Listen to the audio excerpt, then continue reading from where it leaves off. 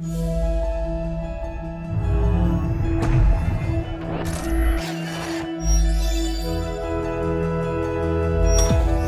is SimCity, Maxis' new online-only reboot of the classic 1989 city builder. It's one of those games that makes me say wow a lot. Like, wow, I can't believe how good this looks. Just look at all the detail everywhere. Wow, it blows my mind that each one of these thousands of citizens is individually tracked as they go from home to work to leisure activities and back again. It's insane. And of course, wow, I can't believe how badly they screwed up the launch with this stupid online requirement. Holy crap, what a mess that was. The good news is that a week after that just spectacularly bad first impression, most of it is behind us.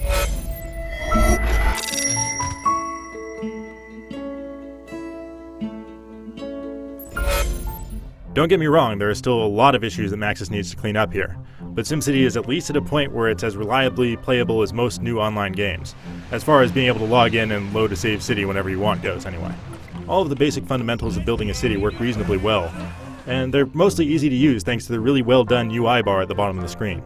The road drawing tool can be finicky sometimes though, and the train station in particular is a pain to set up right. But otherwise this is by far the prettiest and most user-friendly city builder I've ever seen.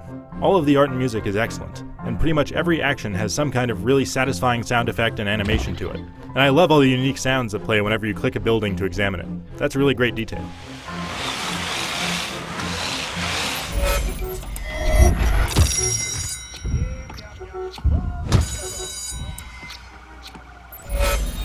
Laying out a good city is a challenge of foresight. It took a little experimentation before I started to pick up some of the major do's and don'ts of traffic planning and on the ideal ratios of residential, commercial, and industrial zones. There's a real sense of pride that comes from building up a successful city, and particularly if you use the inefficient but still useful free-drawing road tool, you're likely to end up with a pretty unique creation. City sizes are kept frustratingly small though, and all maps are the same tiny size. This SimCity wants to be less about building a standalone metropolis and more about building a network of smaller, more specialized cities that all support each other. Those cities can either be run by up to 15 other players, or all by yourself hopping between them. And they can all pool their resources to benefit the entire region. This is a really interesting idea for multiplayer city building, and it could have been a lot of fun if it worked right.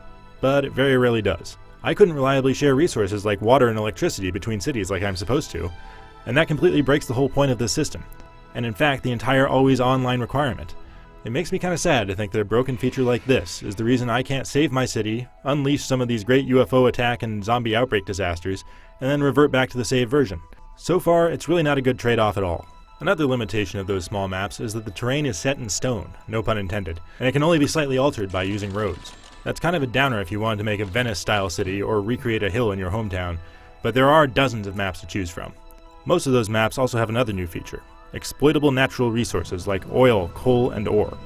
Those can all be extracted and refined into more valuable commodities and sold off for a profit. I do like how these resources are all randomly distributed, because it gives me a reason to change up my city's design each time. But my issue is they effectively turn SimCity into a trading game rather than a city builder. And that just lets me effectively ignore the city itself if I want to. There's nothing inherently wrong with a business game, it just seems out of place when I'm supposed to be a mayor and not a CEO. There are other city specializations like tourism and gambling, and they work a little bit differently. But I really can't get them to work consistently at all. After a while, people just suddenly stop showing up to landmarks and casinos I build. That's gotta be a bug.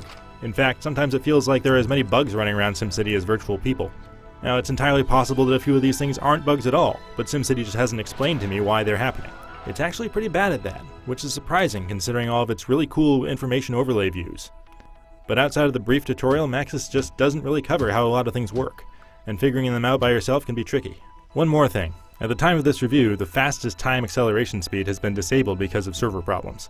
Not being able to use cheetah speed really messes up the pace of play, since you have to spend a lot more real-world time tapping your foot and waiting for enough cash to roll in to be able to build anything.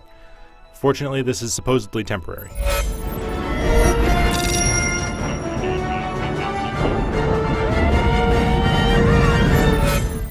In SimCity, Maxis created what's indisputably the most elaborate and detailed city builder game ever made, and then went out of its way to layer on top of that a complex multiplayer system with all the same weaknesses as a typical MMO. With so many points of potential failure, it's really not all that surprising that SimCity breaks down frequently. I can still recommend it to people who love a good city builder because it's really awe-inspiring to watch it work, and there's nothing else quite like it out there. But only with the caveat that these bugs are lurking, and the longer you play, the more likely you are to get frustrated. For more on SimCity, head over to IGN.